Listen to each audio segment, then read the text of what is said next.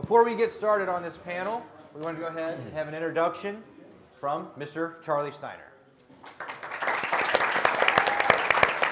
Good morning. Is this actually working? Yeah, it's working. Oh, okay. Oh, it is working now. Good morning. I can't tell you how thrilled I am that you are here and we are here for the second annual symposium. One of the goals that I had when we put all of this together was to provide a basic foundation of what we do, how we do it, and then to bring in guests, and it's going to be a wonderful day today, of people who have spent their careers in the trenches. You can talk all you want, technically, in the book, in lectures, in reports, and so on. But once you get into the trenches and how you do it and the realities of what it is that we do, that to me is paramount in what you guys eventually are going to do. So I just wanted to come and open the program, say hello to you all. Hope that we have just a wonderful day today, and certainly we will. We've got the really smart guys to lead it off. And then a little later on, John Miller, Hall of Fame broadcaster from the Giants, John Rooney, voice of the Cardinals, Len Casper of the Cubs, and I will chat for a while with Dave Snell, of course, the longtime voice of the Bradley Braves. He's been here 38 years, or merely 30 years less than Vin Scully had been doing the Dodgers. So Dave's got a chance. He'll be 118 if he breaks the record, but that'll be all right. Also today, women in sports, and I'm particularly thrilled to have a woman named Diane K. Shaw, who was basically the first national female sports columnist. So she will be here a little bit later on. And maybe the most fun thing for me is that I was, as you may have heard, spent a little time at ESPN. And the panel today will include basically the creator of ESPN, John Walsh. What you see of SportsCenter now is so far beyond where we started. ESPN went on the air in '79. I got there in '88, and then it began to mushroom into what it became. Vince Doria, who was the managing editor, David Brofsky, the coordinating producer of many of our shows. And that will be moderated by Dave Kindred, the award-winning columnist, also thankfully a member of our school. So anyway, it's going to be a wonderful day today. This is all leading off, and when I was here, when I was your age, if I had to see the faculty, I was 2 steps from being thrown out of school. Now I have a faculty, and which is really wonderful, and one of the great faculty members, Dr. Josh Dickhaus. Have a wonderful day. We'll see you later. Thank you.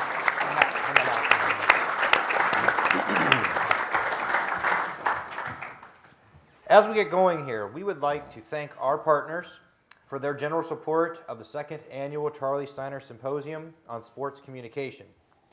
The John Barrett Trust, the Bradley University Parents Association, and the Bradley University Intellectual and Cultural Activities Committee. We thank you. Welcome to the 9 a.m. panel, Sports Communication in the Academic Enterprise. I am Dr. Joshua Dickhaus. Before we get going here, we want to take a moment to introduce all of our panelists, and they shall tell you a little bit about themselves. At the far end, we have Bradley University's Athletic Director, Dr. Chris Reynolds. A minute or two. Well, I'll be brief. Born and raised here in Peoria, Illinois. Went to Indiana University for undergraduate school, law school, and PhD. Played basketball at Indiana. After I graduated from Indiana, spent some time at the NCAA national office. I worked in the athletic departments of Michigan State University, University of Notre Dame, Indiana University, Northwestern, and then here at Bradley. Been here for 18 months.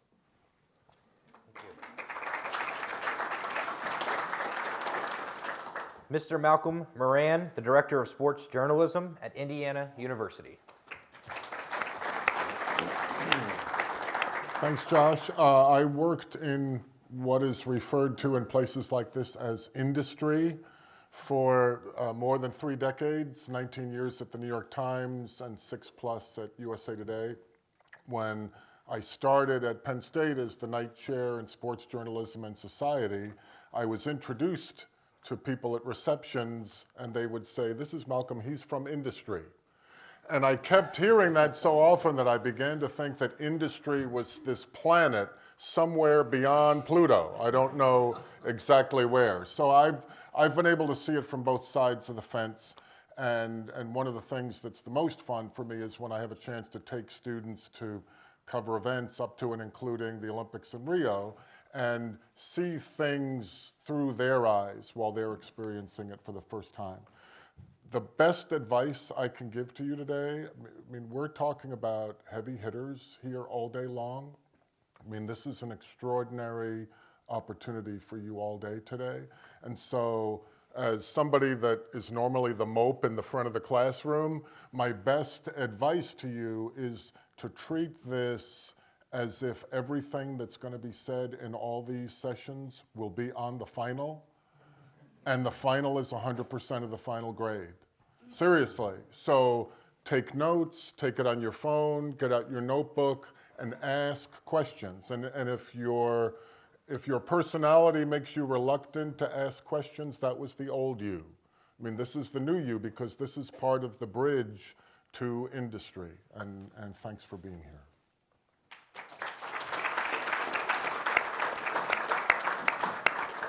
Malcolm raises a good point. There could be some test questions on this. Ms. Lori Shontz, the University of Oregon.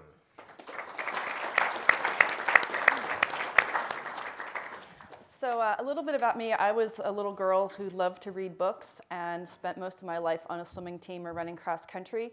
And what I wanted to do more than anything was go to the Olympics.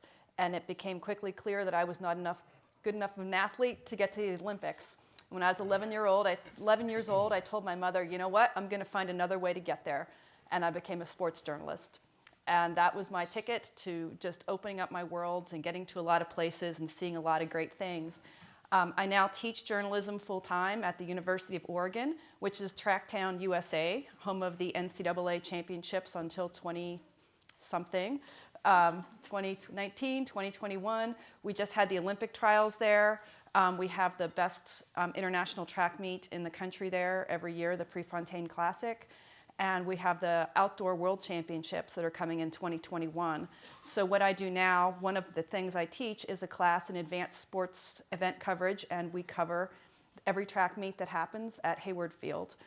And we covered the Olympic trials. I had 8 students, 11 days, 84 stories for 17 professional publications, 13 of which paid the students. So I'll talk a little bit about how we do that and how I can kind of bridge what I did then to what I do now.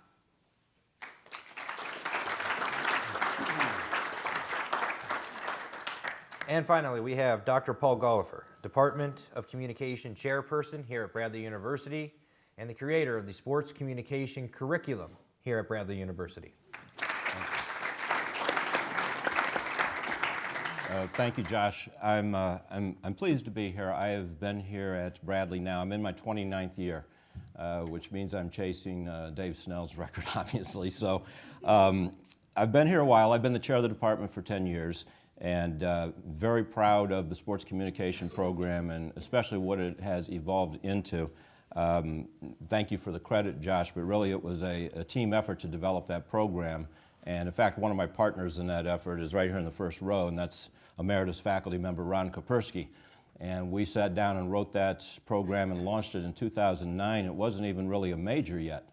And it evolved into a major a couple years later, and today is the Charley Steiner School of Sports Communication, which is really unprecedented growth. If you understand how slow academics moves, it's rapid growth for a program. And to see it now, compared to what it was in 2009, makes both of us very, very proud. And it's now a school. It's the only named school of sports communication in the country. And we have expanded now with partnerships with NBC Universal in the Olympics. Our students are producing video streams for the athletic department on ESPN3, and I think we've barely scratched the surface of what this program can actually become. I think it's going to get both bigger and better, and that's very exciting. So I'm very proud of that. Thank you for being here today. Welcome. We're glad to have you.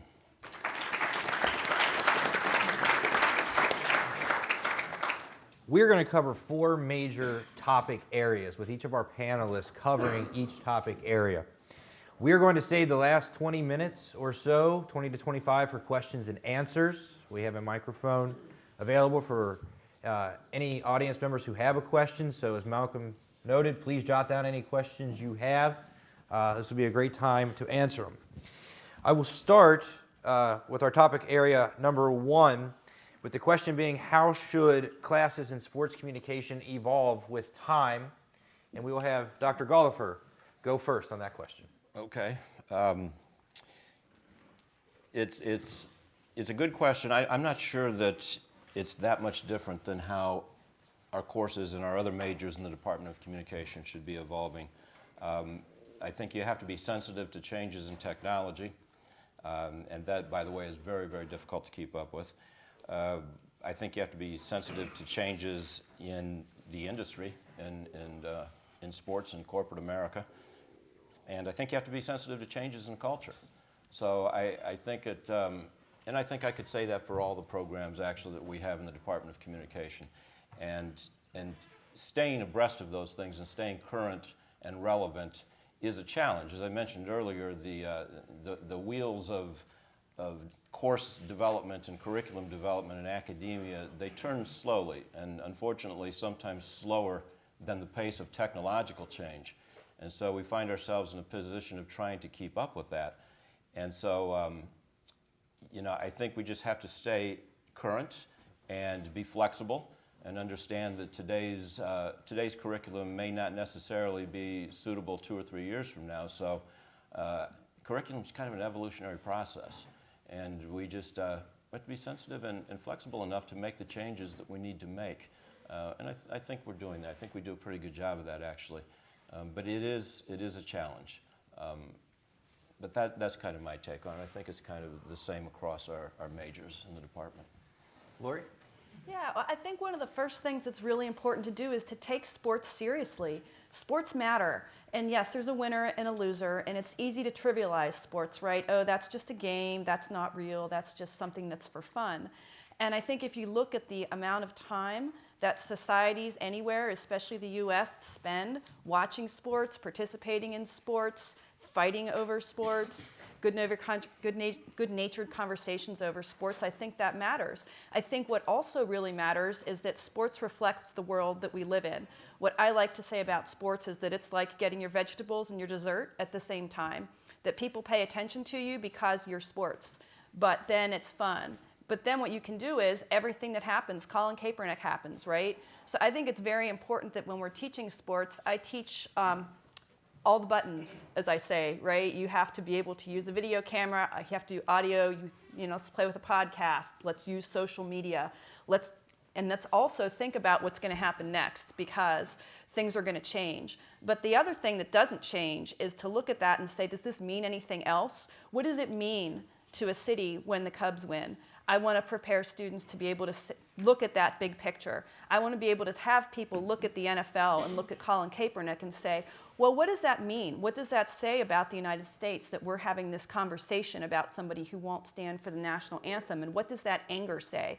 So I think that one of the tensions that we have in the academy is it's really the tension in journalism education, is that you have to have the balance between a wide liberal arts curriculum that lets you see the big picture and lets you understand the world, and you also are kind of a trade school, because there's no way to learn how to do the skills we need unless you do them over and over and over again. So I think one of the great things about a sports curriculum is that it's such a great place to do both, and that's my mini philosophy. Mr. Moran. And if I could piggyback onto that, the key word is balance. Yes, the technology piece is critical, and it's one of the exciting things about the timing of your entrance into the industry is that it's changing year by year, sometimes month by month. I mean, I'll go to events and I'll talk to friends and I'll say, well, what are they going to have you do in 6 months? And there'll be some new thing. And so all of that is really important. But at the same time, there are certain, I don't call them old school elements, I call them timeless elements: discernment, critical thinking, developing sources, gaining the trust of people, asking questions in an informed way, not using the word talk about. Talk about is not a question. Talk about is an order. All of those timeless elements that have been taught in journalism schools since Gutenberg got done with the printing press still apply every bit as much now. So it's a combination of the timelessness that still applies even in the 21st century and the technical things that will help you and your organization get ahead.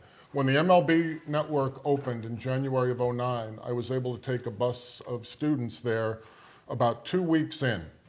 And at the time, people at MLB Network were very proud of the fact that they felt that they had the most advanced and modern television facility in the world, because every piece of equipment was brand new, state of the art, money was no object.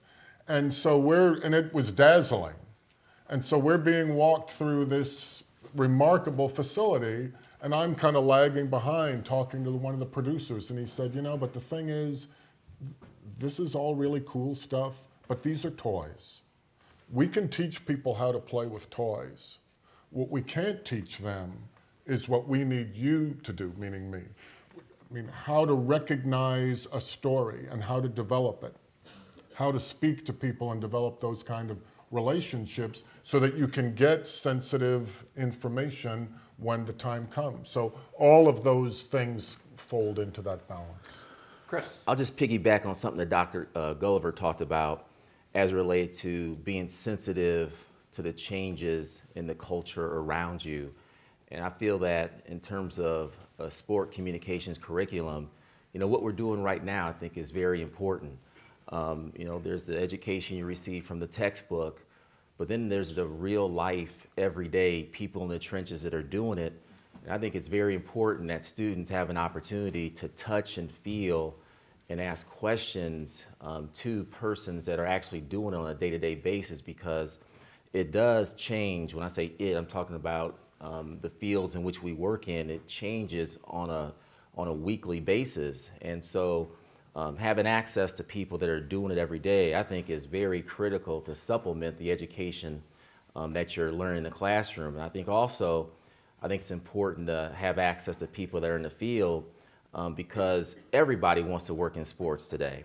And so I think it's important that students understand how to distinguish themselves and differentiate themselves from other people that are getting involved in this field, how to set themselves apart, how to gain an entry into the sports business field. And I think also when you talk to practitioners, I think you get a sense and feel for their passion and why they want to get involved in sports. And I think why is probably the most important question that any student can ask themselves, because a lot of people, they want to be involved in sport, but why? What are you going to add? What value will you provide? Because I feel it's that passion, that drive, that energy is what will ultimately help you to succeed and achieve the things that you aspire to do. Thank you. So we'll move on to topic area number 2. We'll start with Lori on this question. Yeah. What skills should our students have that will best help them succeed after they've graduated? What I'm going to do is talk a little bit about how I run the track class that I teach, because obviously I put into it the skills I think everybody needs. So I'm just going to give you kind of an overview of how the class works that will be fairly short, but will give you all of the pieces. So what we do is we have about 4 to 5 major track meets a year at Hayward Field. And event coverage is part of that. One of the great things about this sport is that I would not do this kind of class with, say, high-level college basketball or football, because you're just moving you're part of a pack and you're moving around. So you don't really get a chance to be able to kind of find your own way through it. There's too many other people there. The great thing about the sport that I have the class built around is that you get to do it on your own, but you also get to be with the professionals who are covering it. So you can't rely on them entirely, but you're there, you're on the field, you're at the events.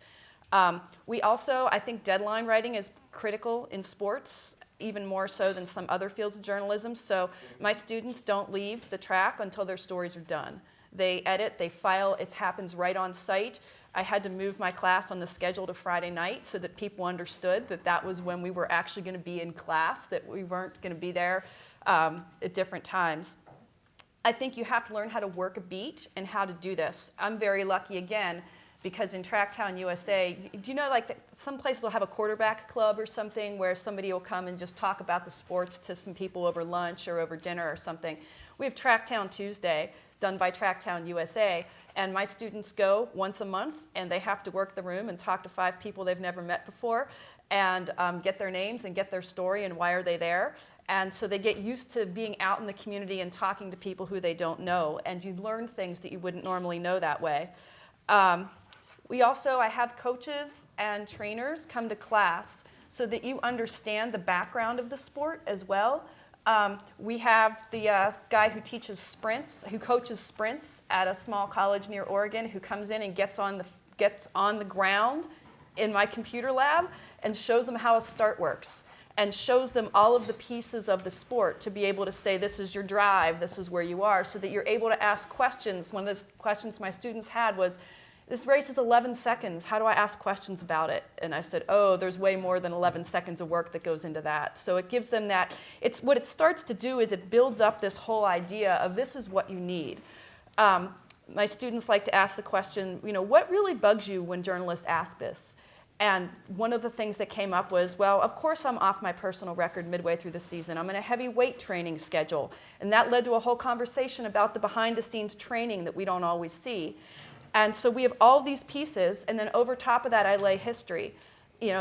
Eugene, Oregon has a huge history of track and field. They read Steve Prefontaine's biography, and then they're able to read about how his fight to get athletes paid resonates now with everything from the NCAA to the USA Track and Field to everything else.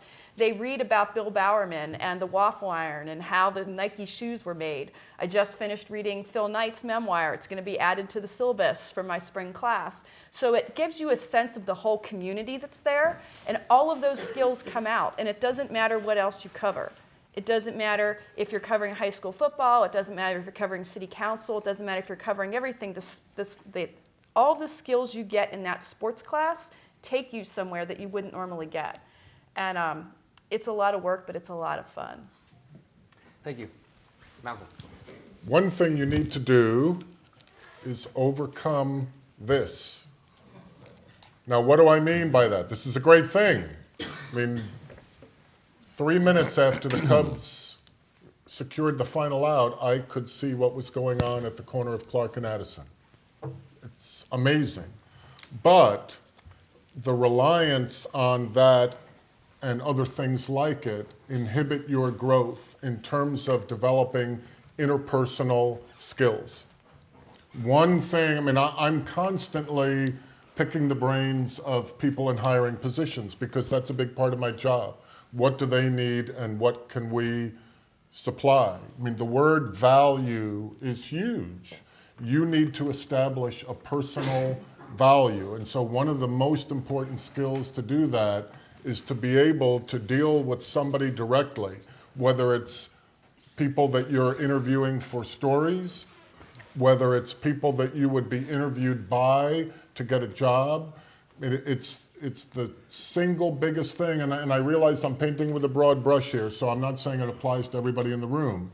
But in terms of defining this generation, the development of interpersonal skills is an area where you can set yourself apart from the pack. And the other thing that's equally important, and a lot of people may not realize this on the broadcast side, but the importance of the written word across all these platforms. When you see someone, either a SportsCenter anchor or someone else in a similar capacity, you have to remember most of what they are saying was written by someone. It may have been written by them, it may have been written by someone else, but it was written.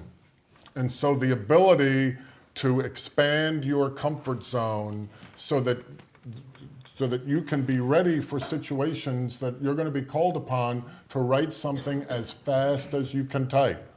That's not an easy thing to do, but it's something that you can develop over time, even just for fun. I mean, you could do it later today when you're typing an email to a friend. You could just say, I'm going to type this as fast as I can, just to see what happens. And then over time, with repetition, you expand your comfort zone so that it's not as difficult a thing to do after you've had some practice. Thank you. Dr. Reynolds. I think three things come to mind.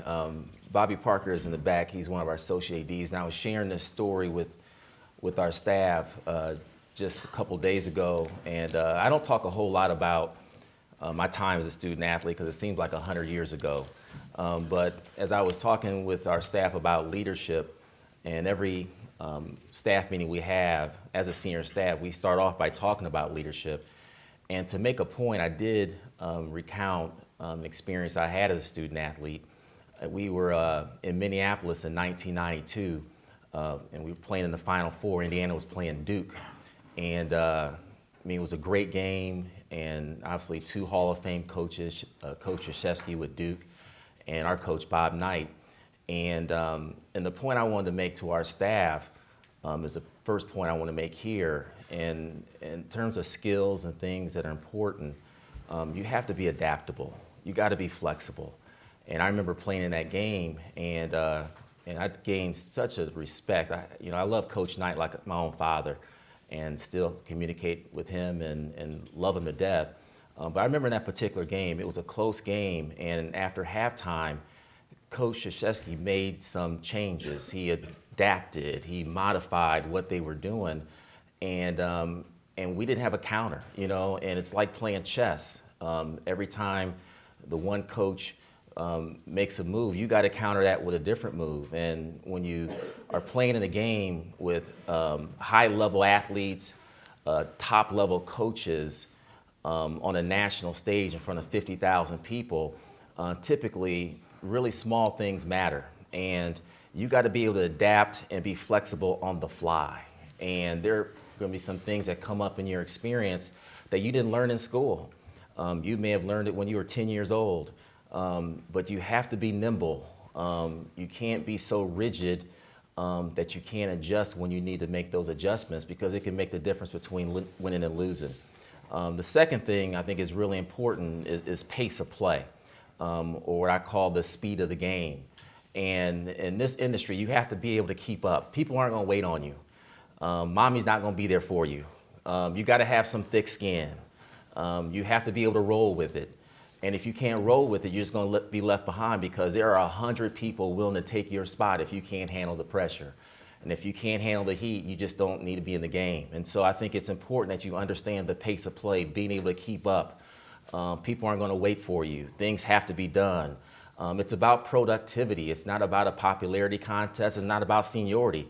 It's about people who can get things done. And so you have to be looked upon as a person that can get things done, that can be efficient, that can be productive, that can be counted on.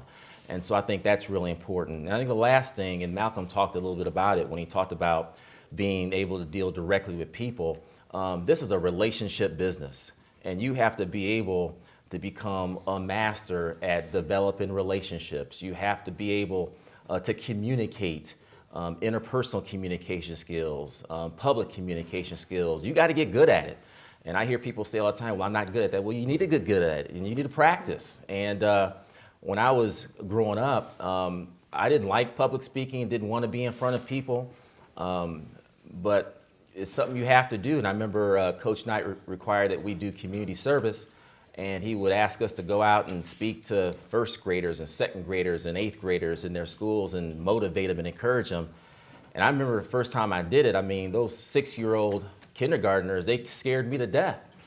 But it was good practice. And so you got to start practicing the things that you need to be good at, and you got to start doing it yesterday.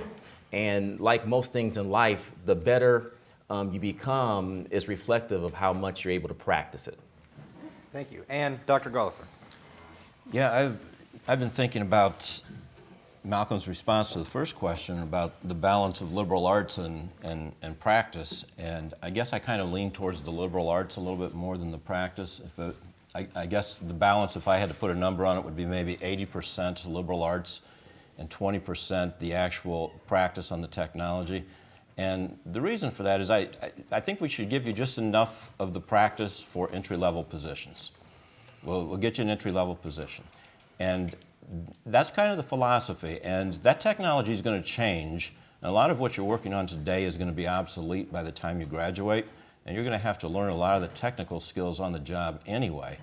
But what I'd rather focus on in our program is to understand sports not just as results and ball scores, but as a multi-billion-dollar cultural, economic, social, political, global force.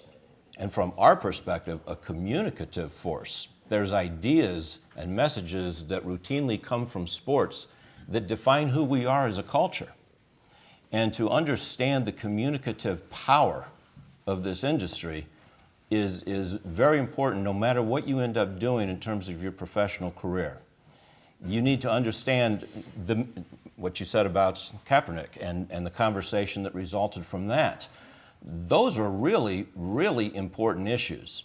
And if you understand sports at that level of depth, you're going to be good at no matter what you choose to do professionally. If you choose to go into journalism, your knowledge of sports is going to inform your writing. It's going to inform you as a promoter and as a marketer. It is going to help you as a journalist. It's going to help you as a broadcaster because you're going to understand sports on a much deeper level than the typical sports fan. And that's the ultimate goal, I think, in our program, is to get you to think of sports in a different way, to see it not just as simply a litany of results. It's so much more than that. It's so much more powerful than that. And, you know, a lot of the comments that were made to this question already, I can't agree more with some of the comments, especially Dr. Reynolds just made about adaptability. That's everything. I mean, I hear employers say that all the time, and I talk to a lot of them, and they all say, you better be able to embrace change because everything changes, technology changes. We're preparing you for positions now that may not exist at the time that you graduate. And we're trying to prepare you for positions we can't anticipate that are going to be there 4 years from now. So you need to be able to embrace change, to be adaptable. I'm not sure how you learn that. I'm not sure how to teach that. But I know it's important, and I know employers are looking for that. So the extent that you can adapt and you can change, you become a really valued employee. And they all say that. The idea about this being a relationship business, it is. And what is fundamental about human relationships? Communication.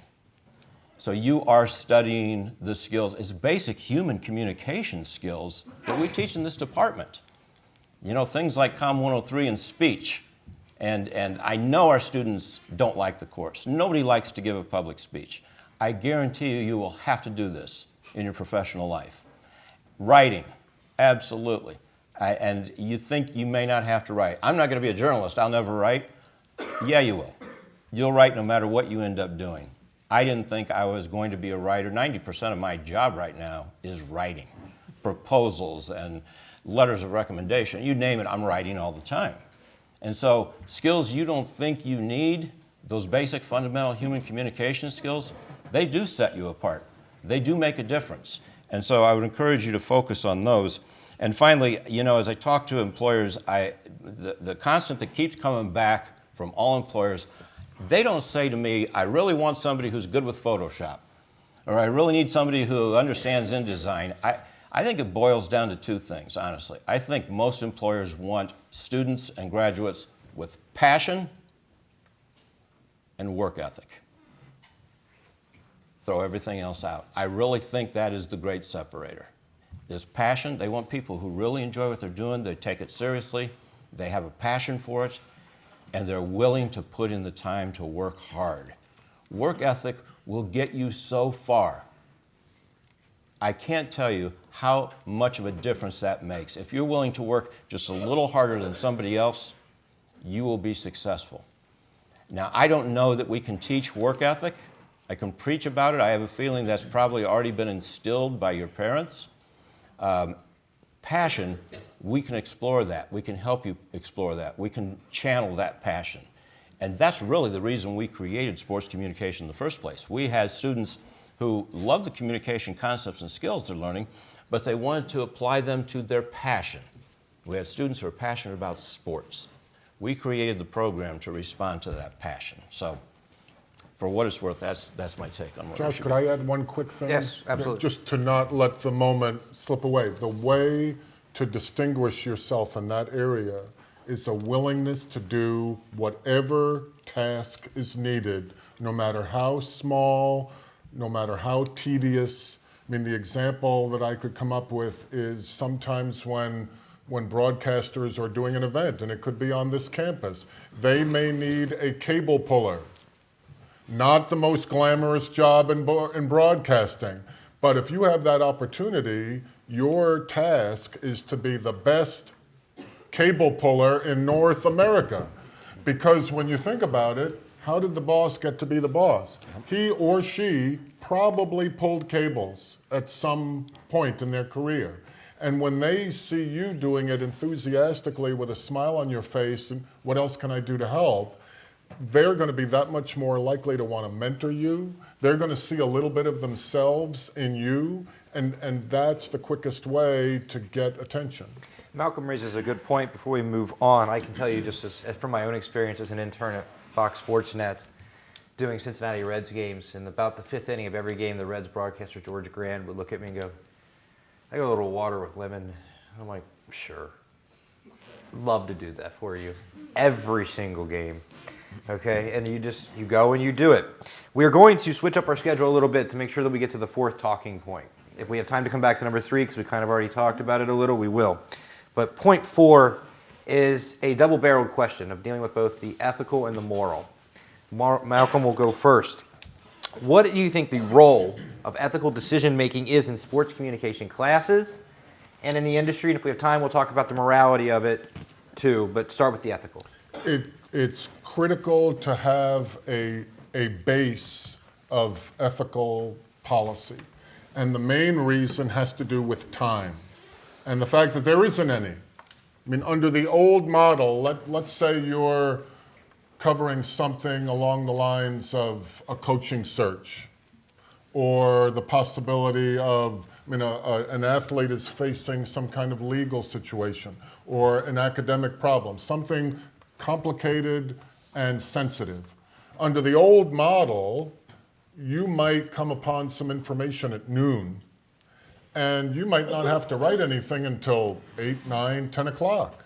And you can make phone calls, you can talk to your editors, you can put together a plan, you can read about it, you can circle back with your sources at 6 or 7 o'clock. Now, you're expected to post something pronto, like 10, 15 minutes. So you don't have time now to sit down with the boss and say, how do we handle X? I mean, you have to have policies and an understanding in your mind so that when you're confronted with the situation, you can react. I used to teach news media ethics at Penn State, and almost you could set your watch to it without fail, and this included A students. The question would arise, what's the big deal here? So you post something to a site and you find out it's wrong and you take it down. What's the big deal? And I would concoct some fictional circumstance of something that was posted, and before it was taken down, the local Associated Press reporter sees it and says, so-and-so outlet has reported X. And I tried to illustrate it that way. And this is a personal subject for me because then Joe Paterno happened. And Lori and I were in State College when that happened. And on Saturday night, January 21st, 2012, a student independent website called Onward State came upon information that Joe Paterno had passed away.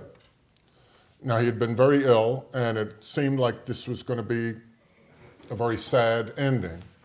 But they went with that information and posted it on their site, and it was incorrect. And other allegedly professional organizations ran with it. And so now you have all these organizations that are reporting Joe Paterno has passed away, and he had not. It would not happen until the next morning. The only good thing, as sad as all that was, is that a former student of mine who was freelancing for the New York Times did what anybody was supposed to do, which was he contacted the family attorney and sent him a brief, apologetic email for bothering him on a Saturday night, and said basically, I don't know if you're aware that this is circulating online, but is there anything that you could do to help? And the response he got did not have a body of text. It just had the subject line in capital letters, absolutely not true, exclamation point, which is how the New York Times was able to report that the reports were in error. Now, some of those students were in my class the following semester. That question of what's the big deal never came up again in that class, because there was an understanding of the damage that can be created in an extreme situation like that, but in less extreme situations too. So an understanding of what the values are of your organization, whether it's a student publication or a broadcast outlet or a professional one, becomes essential. Dr. Reynolds. The question reminded me of a conversation I had when I was an assistant AD at the University of Notre Dame. And during my time there, there were two football coaches. The first was Bob Davie, and then the second was Tyrone Willingham. And Tyrone Willingham, and they both were fantastic coaches and people, but I remember having a conversation with Tyrone. I would just go into his office on a regular basis, and he would spend a lot of time talking with me. And I remember one time I asked him, I said, how do you do it in this job? The lights are so bright, people are always watching, he really gravitated to the phrase when I talked about the lights being so bright. And he said, Chris, he said, if you're not doing the right thing, it only takes a flashlight. And I've never forgotten about that, because we have to understand that people are watching us all the time. And the quickest way to the top is just to do the right thing. And if you have passion for what you're doing and you're doing it for the right reasons, you'll do the right thing. Somebody told me a long time ago, there's two important days in everybody's life. The day they were born and the day they found out why. And once you're able, again, to answer that why and have a passion for what you do and you know who you are as you're in this profession, because you have to understand that you are not your job. You have to know who you are, because if you don't know who you are, you will get caught up in this field and industry, because it's very emotional, and you have to make decisions at the drop of a hat. But if you get caught up in the emotion and the hype and the hoopla, you'll make decisions that'll compromise the very core of who you are. And so I think it's important, and I was telling somebody this last night, you just have to be the same person all the time. Whether you're at Hy-Vee, whether you're at the movie theater, or whether you're at your job. Because what I find is that in my role, I have a big job, but I can't deal with people that don't have ethics, because sometimes talking to some people is like a job. I already have a job, and talking to you is like a part-time job, because you just don't know where they stand, who they are. They change with the wind. And what I find is that people can typically deal with you if you're a really good person, but if you're talented and shady, they'll get tired of you and your gift and your talent. And after a while, they don't even care about your talents and gift. They just want you out the door. And so being a good person, doing the right thing, will keep you in a role if you're not necessarily a superstar from day one, and it buys you time, it gives you the benefit of the doubt, and gives you an opportunity to stick and stay for the long term. Thank you. Dr. Gollifer. Yeah, I love that answer from Tyrone Willingham, by the way. That's so true, and this is where I think education can play a really important role in all of this, is in the discussion of ethics, and it's why we have an ethics course in our sports communication program. And I completely agree with Dr. Reynolds on this. You will be, at some point in your careers, you will be confronted with some very difficult decisions, and you're going to have to be true to yourself. And I'll tell you, I've witnessed this, as you have, no doubt. Most recently in the presidential elections. And the question of ethics is raised often about this. And I had to talk with our faculty about it before the semester started. And I said, please tell me we are teaching ethics, and please tell me we are part of the solution rather than part of the problem. And I think we can be part of that solution. And it's very difficult to teach sometimes, but I think it does come from within, an understanding of who you are and being true to yourself and having the courage to do the right thing under enormous pressure. There will be pressures, there will be monetary pressures, there will be pressures from your bosses, there will be pressures that might even cost you your job. And so being able to stay true to yourself and doing the right thing, and it really does come back to the flashlight. It is, you answer to one person at the end of the day, and it's yourself when you look in the mirror. And you better be proud of the reflection. And so I hope we are teaching that. I hope we're preaching that in our classes and making sure you understand there will be some very, very difficult decisions. In every business, there's very difficult decisions. And you're going to have to make some, and your principles are going to be at stake. And how much are you willing to compromise in order to make that decision is a personal decision, but it'll be a very important one for you going forward. And Ms. Shontz. Well, okay. Let's see. There's a lot here. I'm going to talk a little more practically because they've already done all the big picture stuff. So yes to everything they said. Here's the thing. Nobody convenes the ethics committee when you're going to have a big thing. When I was at Penn State, where I was an editor at the Alumni magazine and I taught journalism part-time, Malcolm's classes and everybody's classes, you had to interview a professional about a difficult ethical situation and how they resolved it. And so I got interviewed a lot, and that was great. And one of the things, I would start telling these stories that just, it wasn't like, somebody brought me the biggest scoop ever and did I have to run it? Or it wasn't, like the Pentagon Papers, or it wasn't WikiLeaks. Like I didn't, these things where when you see these ethical decisions, it looks like, they're going to convene this committee and we're going to have, some lawyers and some bosses and everything. Every day when you're out doing journalism, you are making a bunch of little small decisions. Who do I talk to? How do I follow up? Does that person understand where this is going to go? All these little things you do are your craft, and you're going to do them every day. And then someday you're going to be in the big meeting or the big decision and something happens. And what you bring to that meeting is all those little teeny tiny decisions that you made where you think, okay, did that mom of that player really understand that this is going to be on social media? Maybe I shouldn't do that because she's not a public figure and she doesn't understand it. Or, you know what? Maybe that was the wrong call.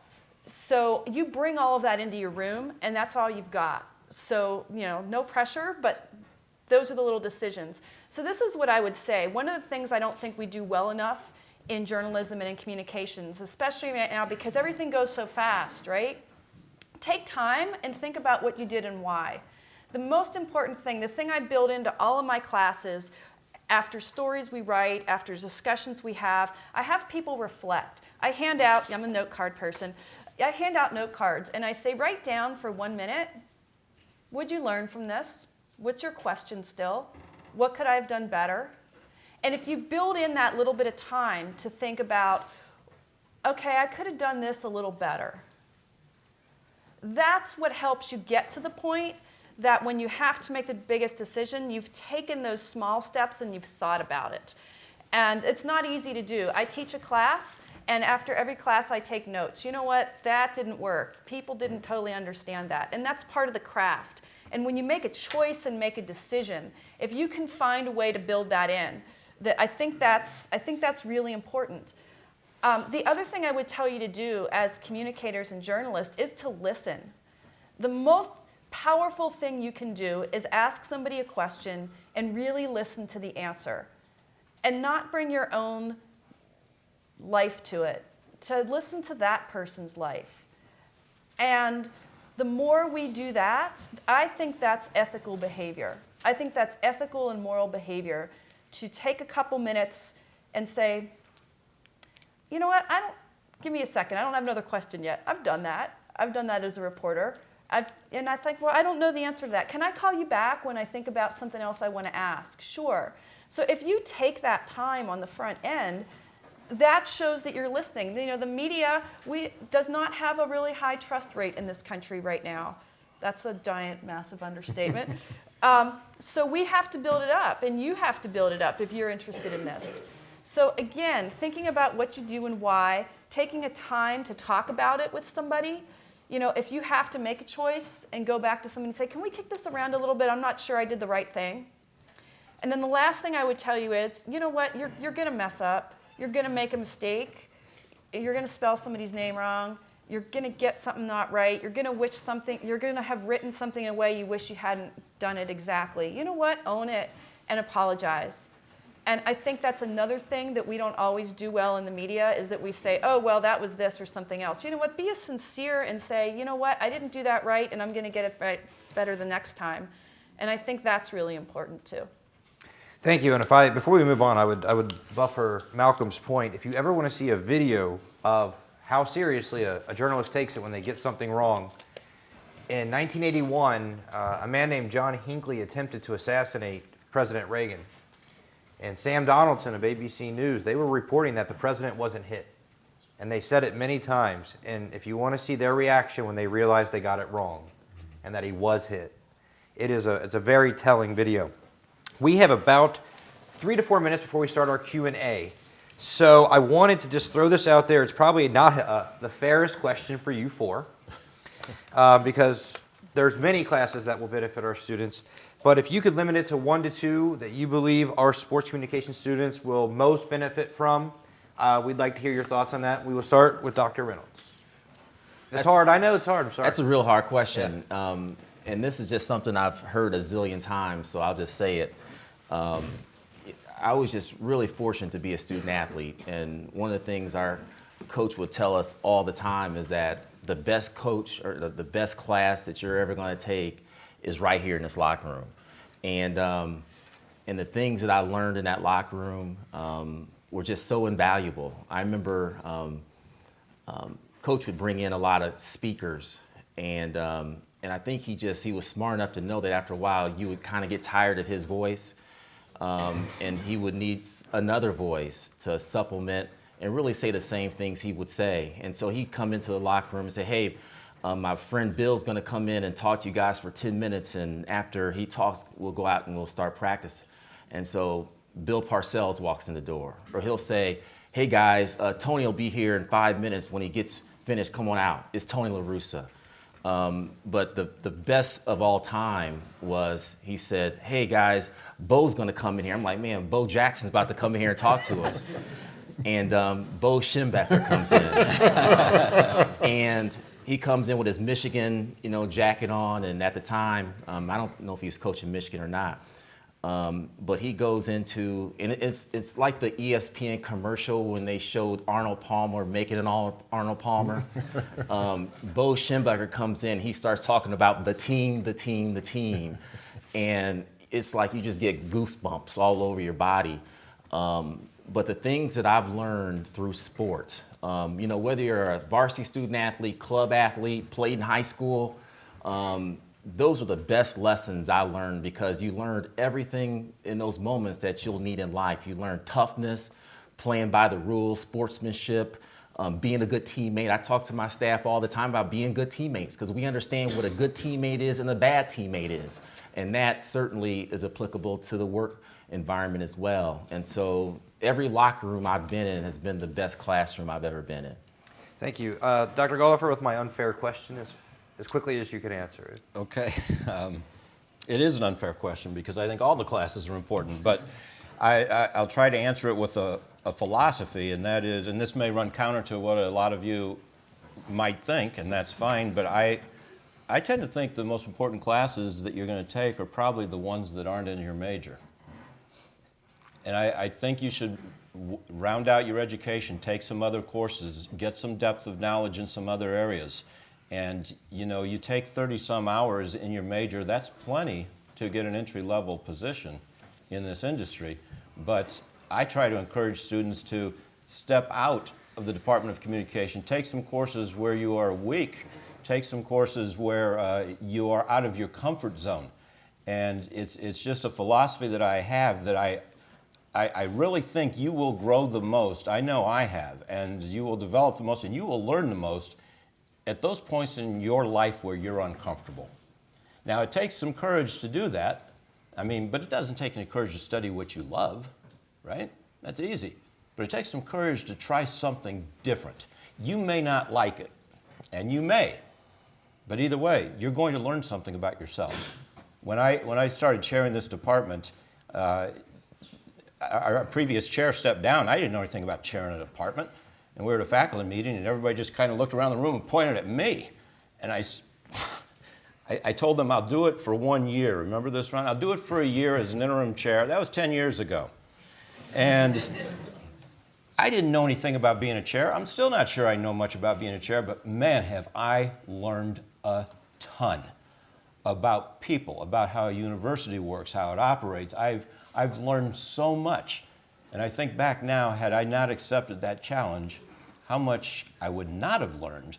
And so mine's more a philosophy, Josh, to take a dare and step outside the curriculum in your major once in a while and experience something different, and you will grow from that, I promise you. Ms. Shontz, if you can answer. Well, that was part of my answer, was going to be to take something that you're terrible at and be a beginner and struggle through it. That I think that's really important. So the other thing I think you should do is, if you're going to do something, if you're going to cover athletes, I think you should learn to do some kind of sport from nothing. I have relearned to do yoga. I am the least flexible person on the planet, but I've been doing it for 6 years now, and it's made me a better journalist. This sounds like new age, weird from Oregon, right? Yep, I've gone, yeah. So, but I think what it is that learning something with, I'm not a good athlete, learning something to do with my body, even though it wasn't that good, makes me more understanding of the people who are really great at it, people who are at the height of their skills, and that I can appreciate it a little bit more.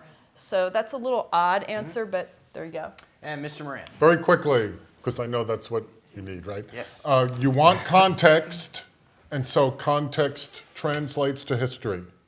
You're going to be speaking to people about events that happened way back when, and anything that you can learn here that can make those events more vivid and real to you and give you an understanding would be extremely valuable. And the other thing is a foreign language. I can guarantee you, if you are covering baseball and you are fluent in Spanish, it is like somebody handed you this piece of gold, because particularly young players from Latin America that are in this brand new world, and they're 19 or 20 years old and they don't know anybody, and you can relate to them on that kind of personal level, you will have a relationship that would be impossible if you couldn't speak the language. Thank you. We have about 15 minutes now for questions and answers. Any questions you may have for our panelists or any particular panelists? Yes. Hand the microphone down. Introduce yourself, please. Hello, I'm John Collin. I'm a freshman sports comm major. Often the quote is, it's not what you know, it's who you know. And obviously you got to know how to do some of the skills in your major. But building effective relationships with people in the business field that you want to go into, how do you hone those networking skills? Who would you like to answer first? Anyone. Anyone? Can I say something that I see and not enough students do?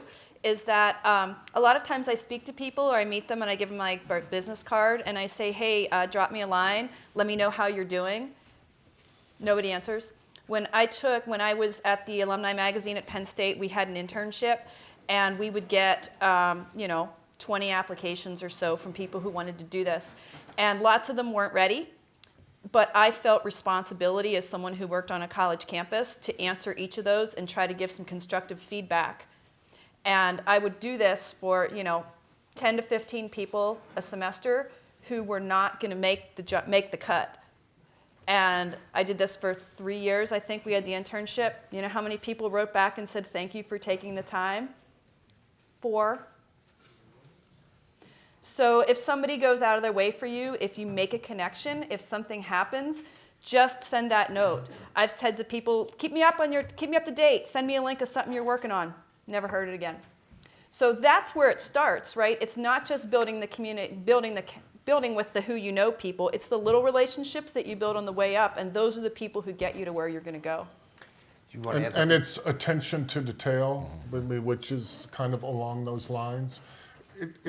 I'm sure that there was a day once upon a time when it was who you know, but given the economic realities of the entire communications industry now, I think those days are gone. In the days of the next door neighbors, nephews, second cousins, former wives, best friend getting a job because of that, it doesn't happen. You need to demonstrate that you can do the job, and you do that through attention to detail and a lot of the things that we've been discussing here. I think also you got to reach out to people and also understand that, and this is generally with people like to talk about themselves. They just do. And so if you just say, hey, I just need 5 minutes of your time and tell me how you got to where you are, people enjoy that. That's flattering to them. And what I find is, even with me, people say, hey, I didn't call you because I assumed you were so busy. Well, if everybody doesn't call me because they assume I'm so busy, nobody's called me. And so you just have to be that one. And sometimes, candidly, we just chicken out. We're scared. That's why we don't do it. But just pick up the phone, reach out to whoever you want to reach out to, and then just take a chance. And if you call 20 people, one of them is going to say, okay. And then also, it's not always who you know, but it's who knows you. And so when I interviewed at the University of Notre Dame with Kevin White, who was the AD at the time, he's at Duke now, I asked him, I said, how'd you learn about me? Because I didn't know Kevin didn't know me. He said, I know 50 people who know about you. And you'd be amazed at how many people, once you get into the pipeline, get to know who you are because you just work hard, you keep your head down, you're a good person. And those people are not easy to find. And so you got to be good at what you do currently once you get into the door. Every job I've ever gotten has been because somebody saw me do the job I was doing and knew about it. Every single job I've ever gotten, except the first one, I guess. But even that probably had something to do with it. Paul, do you want to weigh in? Yeah, I can really only echo what's been said. The attention to detail, it's the little things, it's the follow-up, it's the thank you note, the handwritten thank you note. It's remembering people after the internship.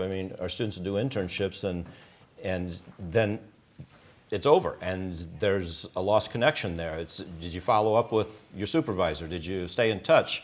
Did you take advantage of campus events where we have speakers like this and days like this? And did you take advantage of that and make an effort? And being assertive, as Dr. Reynolds said, to step out and ask for people's times to shadow them. I have a lot of students that talk about jobs and internships. I don't have as many students talk about volunteering. And yet, you can volunteer, and most places will take volunteers, and the reason for that is to get to know the people. So it's the little things. Next question.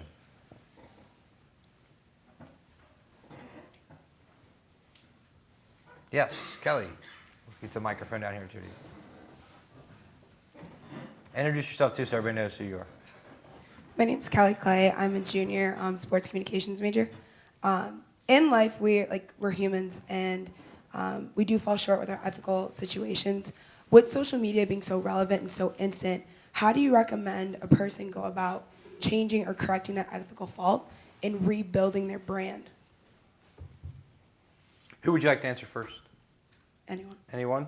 Malcolm? Well, first of all, there's always either a boss or if you're working for a student publication, there's an editor. It's an important thing to bring out about the whole ethical piece is that you're not alone. I mean, an organization should have some kind of framework. It might be more general, like the Society of Professional Journalists Code of Ethics, which is universally accepted. It might be adapted from that, but you should always have someone that you can ask if you've got that hard decision. You know, here's what I'm contemplating, what are your thoughts? You shouldn't have to feel like it's all on your shoulders. There's always somebody else. Chris? I would just say you got to own it. You know, I mean, you didn't get hacked, all right? You made a mistake. Just own it and then just move on. And what I find is that if you don't make a big deal about it, other people may not make a big deal about it either. But we're all going to make mistakes from time to time. You just own it and just move on. Paul? Yeah, I would add that a lot of our students I don't think understand, and we've actually talked about as a faculty of class in personal branding. Because every time you post something, you are building your own brand, whether you're aware of it or not. And that can harm you, but it can also be used to your advantage. We talk a lot about, yeah, employers are going to Google you and they're going to see what you've been doing and they're going to see your pictures on Facebook and all that. But you can also manage that brand for yourself and use that to your advantage and use it strategically. So I guess my take on this is to get students to think more of themselves as a brand. We spend so much time talking about branding services and products and advertising. You are a brand, I am a brand, and in a social media environment, we are all brands. Lori? I would just say that for every tweet I've posted, I've deleted about 10. Like, I don't post anything immediately. I look at it, I stare at it for a while, I think, okay, is that really where I want to go? And sometimes they're really good and I post them. And a lot of times I think that just wasn't so smart in the moment. So the drafts folder is your friend, and that's my advice. I mean, because people do pay attention to it and it goes quick. But I think before I post. 24-hour rule. Yeah. The immortal words of former NFL coach Herman Edwards, don't hit send. Don't hit send. Once you hit send, you can't get it back. Other questions? For anybody, either one of the panelists? Yes, for DJ back there. DJ Gasso, junior here, sports comm major. You guys have been talking about kind of building your brand, but you're also talking about the personal connection with employers or other people. How much does your social media, building your brand nowadays, go into maybe getting a job or something like that, other than personal connection? Like, is it more personal connection, or is it starting to turn more into kind of personal branding online? I don't think it could get you a job, but it could stop you from getting a job. I would defer to Lori. I've never heard an editor say to someone, great tweet, awesome tweet. I mean, when has anybody ever heard that? Now, then, there may be somebody that says, hey, I laughed when you tweeted it, but I think part of it is thinking, like, why am I here? Like, one thing that drives me crazy is when you'll see people in press boxes and it's 2 minutes to go in a tie game and it's all about this. And there have been a couple of times when I've said, by name, it's time to watch the game. It's like, why are we here? So it's a very effective tool. It's a way that you can show people that you look at things in a really smart, informed, thoughtful way. It can be very promising. I don't think anybody's going to hire you because it's a great tweet. Okay, I just have to say that I really did tell a student last week that was an awesome tweet. But I would say that there's not one path. I mean, I think that's what's different. When I was sitting in your seats, there was one path. I wanted to write things. I lived in the student newspaper office. I wrote small things. I wrote bigger things. I wrote small things for bigger places. Like, there was only one path. There's not only one path now. Some people get jobs because they know somebody. Some people get jobs because they have a great social media presence. Some people get jobs from something else. So, that whole idea of we're giving you contradictory information. Like, get really good at something, but diversify. I mean, there's not a path. So what I say is try everything and see what works for you. And that's, when you're true to who you are, that's when you figure it out. Paul, you want to weigh in? I would say very quickly that when you apply, you'll be Googled. that's just routine. We do it when we hire faculty. I mean, it's part of the search process. And so don't think that won't happen. It will most certainly happen. So anything you post out there is fair game, and you will be Googled before you're hired. And to simplify, and Facebooked as well. and to Yes. simplify, I think the quickest way is to think of two people, your grandmother and your potential employer. How would both of them react to this Facebook post, this tweet? Dr. Reynolds, would you like to have last word? I would just say, you just gotta be true to who you are at the end of the day. Just be yourself. You know, I think sometimes we get caught up, we're trying to be funny, you know, instead of tweet out. Just be who you are. Be consistent. You know, one thing I always tell young people when I have an opportunity is that years ago I realized that I can beat everybody in one thing, and that's being me. And if you can just be you every single day and understand that every single day is an opportunity for you to either move forward or backward, you know, it's about what I call the slight edge. It's a book by that title. It's not about the one big thing you do to get noticed, but it's a series of 1,000 things you do on a daily basis. And after you accumulate all those days, all those reps, all those months and years of doing the right thing, then you'll be able to fall into the opportunity that you're looking for, because that opportunity will find you.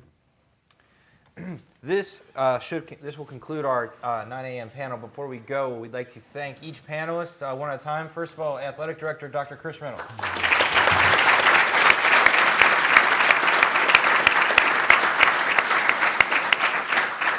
Mr. Malcolm Moran.